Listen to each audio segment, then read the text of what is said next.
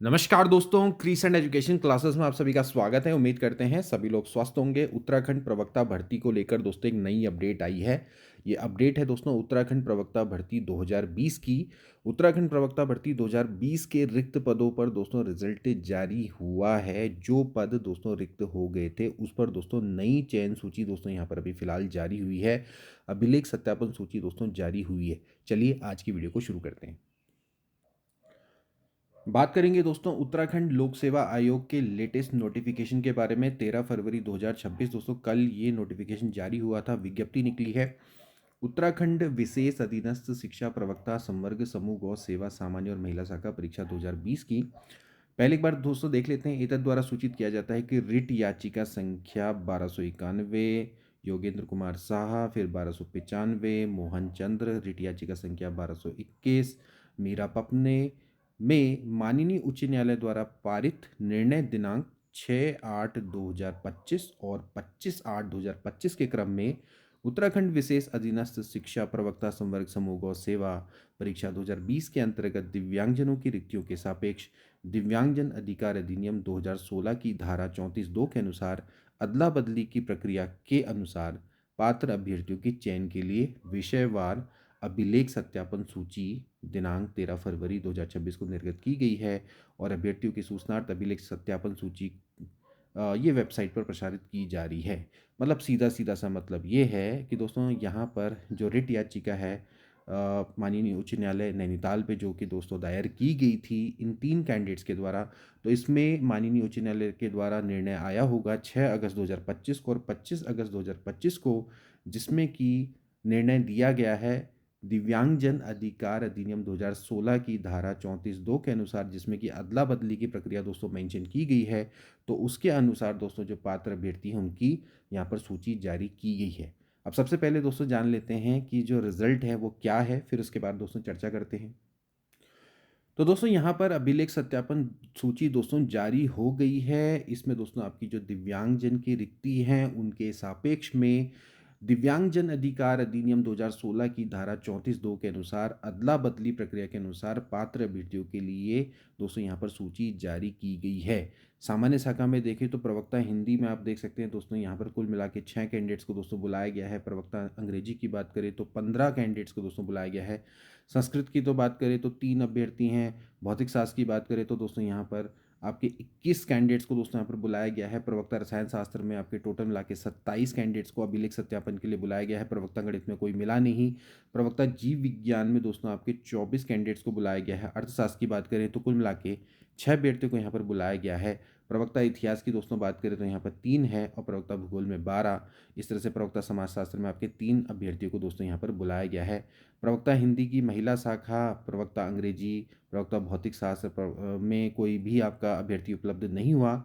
लेकिन प्रवक्ता रसायन शास्त्र में कुल 3 कैंडिडेट्स और इसी तरह से प्रवक्ता जीव विज्ञान में कुल मिला के यहाँ पर 3 कैंडिडेट्स दोस्तों यहाँ पर बुलाए गए हैं। इसी तरह से अर्थशास्त्र में दोस्तों देखा जाए तो यहाँ पर कुल मिला के 6 कैंडिडेट्स दोस्तों यहाँ पर बुलाए गए हैं। तो यहाँ पर देखा जाए दोस्तों तो कुल मिला के 132 कैंडिडेट्स को दोस्तों यहाँ पर अभिलेख सत्यापन के लिए बुलाया गया है। और देखा जाए तो कुल मिला के दोस्तों 570 पदों पे ये भर्ती दोस्तों आपकी लास्ट टाइम पे निकली थी, अराउंड इतने पे ही निकली थी। तो 132 कैंडिडेट्स को दोस्तों यहाँ पर फिलहाल दोस्तों अभी बुलाया गया है। अब यहाँ पर देखिए नीचे लिखा हुआ है उपरोक्त अभिलेख सत्यापन सूची अभ्यर्थियों के ऑनलाइन आवेदन में किए गए दावों के आधार पर निर्गत की गई है। अभ्यर्थियों के दावों का परीक्षा संबंधी मूल प्रमाण पत्रों से किया जाएगा। यदि प्रमाण पत्रों से ऑनलाइन आवेदन में किए गए दावों की पुष्टि नहीं होगी तो अभ्यर्थन को निरस्त करने संबंधी यहाँ पर कार्रवाई यहाँ पर की जाएगी। और अभिलेख सत्यापन की तिथि आदि के संबंध में विस्तृत दिशा निर्देश आयोग की वेबसाइट पर पृथक से दोस्तों यहाँ पर जारी किए जाएंगे। तो यहाँ पर दोस्तों इस तरह से लिखा हुआ है। अब यहाँ पर दोस्तों इसका अर्थ क्या है, देखिए पहले थोड़ा सा इसको समझ लेते हैं। मैं आपको अगर क्लियरली बताऊँ तो दिव्यांगजन अधिकार अधिनियम दोस्तों 2016 की जो धारा 34(2) है उसमें दोस्तों स्पष्ट उल्लेख किया गया है कि अगर मान लेते हैं कि अगर कोई फिजिकली हैंडीकैप्ड हैं, उन पर अगर दोस्तों आपका उपरोक्त अभ्यर्थी नहीं मिलता है जो आपकी श्रेणी है, तो फिर उनके पदों को दोस्तों नेक्स्ट भर्ती के लिए अग्रणित कर दिया जाता है। अगर नेक्स्ट भर्ती में भी उस संबंधित श्रेणी का अभ्यर्थी अगर नहीं मिलता है तो फिर दोस्तों यहाँ पर ये अदला बदली की प्रक्रिया को दोस्तों अपनाया जाता है। अदला बदली की प्रक्रिया ये है कि जैसे जो सीट है अगर वो किसी फिजिकली हैंडीकैप्ड के लिए दोस्तों आरक्षित है, तो आरक्षित में दोस्तों जैसे हम जानते हैं कि 5 प्रवर्ग होते हैं दोस्तों, जैसे कि इसमें आपके कोई दृष्टिबाधित है, कोई श्रवण बाधित है, ठीक है, किसी को मल्टीपल डिसेबिलिटी होती है, तो ऐसे 5 है। तो अगर मान लेते हैं कोई सीट अगर दृष्टिबाधित के लिए है तो दृष्टिबाधित से वो श्रवण बाधित को मिल सकती है, यानी कि बेसिकली वहाँ पर उसको क्या बोलेंगे दोस्तों, अदला बदली की प्रक्रिया बोलेंगे। अब अगर ये भी अगर नहीं मिल पाते हैं, यानी कि अगर वो किसी फिजिकली हैंडीकैप को अगर वो नहीं मिल पाता है, तो फिर इसको सामान्य श्रेणी के अभ्यर्थी को यहाँ पर दोस्तों दिया जा सकता है। इस नियम को दोस्तों आप इस तरह से समझ लीजिए कि पहले फिजिकली हैंडीकैप को ही ये सीट दी जाएगी पीएच के, और उसी श्रेणी की दी जाएगी, जैसे कि फिजिकली हैंडीकैप ने अगर वो दृष्टिबाधित के लिए आरक्षित है तो दृष्टिबाधित को दी जाएगी। अगर वो नहीं मिलता है तो नेक्स्ट टर्म में पहले तो इसी के लिए आरक्षित की जाएगी, कोशिश ये रहेगी, अगले साल उसको अग्रणित कर दिया जाएगा अगली भर्ती में। अगली भर्ती में भी अगर दृष्टिबाधित नहीं मिलेगा तो फिर दोस्तों यहाँ पर अदला बदली की प्रक्रिया कर दी जाएगी, तो दृष्टिबाधित से उसको किसी अन्य श्रेणी में दे दिया जाएगा। फिजिकली हैंडीकैप की ही दोस्तों आपके जो 5 प्रवर्ग हैं उनमें से एक को दे दिया जाएगा, और अगर ये भी मुमकिन ना हो तो फिर इस केस में दोस्तों फिर इसको अन्य श्रेणी को दिया जा सकता है, बट इसके लिए दोस्तों आपको अनुमति लेनी होती है। मैं आपको एक बार धारा 34(2) दिखा देता हूँ। दिव्यांगजन अधिकार अधिनियम की धारा दोस्तों ये है 34(2) 2016 की।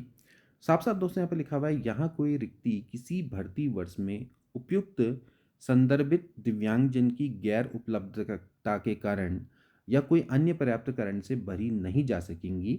ऐसी रिक्ति पश्चातवर्ती भर्ती वर्ष में अग्रणित होगी, यानी कि ऐसी जो भर्ती होगी उनको पहले हम अग्रणित कर देंगे। तो पहले जिसके लिए रिजर्व है, जैसे फिजिकली हैंडीकैप में हमने कहा कि भाई दृष्टिबाधित के लिए रिजर्व है, तो फिर वो क्या होगा कि अगले बार उसको अग्रणित कर दिया जाएगा, वो इसी के लिए ही अभी रिजर्व की जाएगी।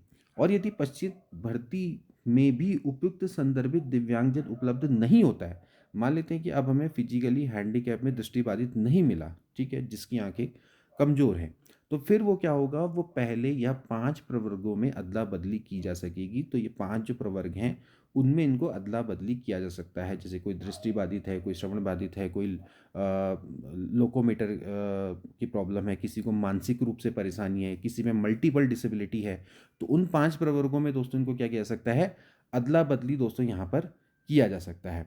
और केवल जब पद उक्त वर्ष में भी पद के लिए दिव्यांगजन उपलब्ध नहीं होता है, तो नियोक्ता किसी भी दिव्यांगजन से भिन्न किसी व्यक्ति को नियुक्ति द्वारा रिक्ति को भर सकेगा। यानी कहने का मतलब ये है कि यहाँ पर जो दिव्यांगजन की सीट है उसको फिर जनरल कैंडिडेट्स को दोस्तों यहाँ पर दिया जा सकता है, ठीक है। और इसमें ये भी दोस्तों यहाँ पर लिखा हुआ है, परंतु यदि स्थापन में रिक्तियों की प्रकृति ऐसी है कि दिए गए प्रवर्गों के व्यक्तियों को नियोजित नहीं किया जा सकता है, तो रिक्तियों को समुचित सरकार के द्वारा पूर्व अनुमोदन से 5 प्रवर्गों में अदला बदली की जा सकेगी। यानी कि दोस्तों अगर कोई पोस्ट ऐसी है कि जिस जिस प्रकृति के लिए उसको रखा गया है उस तरह का उस मतलब बेसिकली देखा जाए तो उस पोस्ट के लिए उस वो फिजिकली हैंडीकैप की जो प्रकृति को उसको दिया गया उसके लिए वो है ही नहीं एलिजिबल, तो फिर उसको हम 5 प्रवर्गों में अदला बदली कर सकते हैं। मतलब कि अगर मान लेते हैं कोई जॉब है, वो जॉब मान लेते हैं किसी श्रवण बाधित के लिए रखी गई है ना, और श्रवण बाधित जो व्यक्ति है उस जॉब के लिए बिल्कुल भी फिट नहीं बैठता है, मतलब वो व्यावहारिक रूप से संभव ही नहीं कि श्रवण बाधित उस कार्य को कर पाए, तो फिर ऐसे में वो श्रवण बाधित की जगह पे किसी दृष्टिबाधित को दे दी जाएगी, या फिर किसी आपके जो मतलब कि और कोई मल्टीपल डिसेबिलिटी वाला आदमी है, या फिर कोई क्या कहते हैं किसी के मतलब जो और जो आपकी जो डिसेबिलिटीज़ होती हैं उसको दोस्तों वो दिया, जिसको जिसको मतलब चलन वलन क्रिया में बाधा होती है, तो उनको वो दी जा सकती है। तो ये इसका सीधा सीधा सा अर्थ है। तो यहाँ पर दोस्तों ये जो रिट याचिका है, रिट याचिका में दोस्तों यही निर्णय दिया गया होगा, और उसके आधार पे दोस्तों यहाँ पर ये फिलहाल लिस्ट निकली है। दोस्तों अगर बात करें हम इस नोटिफिकेशन की, तो इस नोटिफिकेशन में दोस्तों यहाँ पर देख सकते हैं कि दोस्तों 132 अभ्यर्थियों को दोस्तों यहाँ पर बुलाया गया है। 132 जो कि रह गए पदों के सापेक्ष दोस्तों यहाँ पर ऑब्वियसली ये कि ज़्यादा हैं, तो इसका मतलब ये है कि एक पद के सापेक्ष दोस्तों ज़्यादा अभ्यर्थी को यहाँ पर बुलाया गया है, जैसे कि यहाँ पर दोस्तों देख के प्रतीत होता है। और इसमें दोस्तों यही होगा कि अब जो ये अभ्यर्थी हैं, इनमें से दोस्तों जो मेरिट लिस्ट है, मतलब कि जैसे कि इनका अभिलेख सत्यापन होगा और अभिलेख सत्यापन के आधार पे दोस्तों जो मेरिट सूची में ऊपर होंगे, उनको यहाँ पर दोस्तों चयन देखने को मिलेगा। तो फिलहाल तो दोस्तों आज के लिए इतना ही, मिलेंगे नेक्स्ट वीडियो में, तब तक के लिए take care and good bye.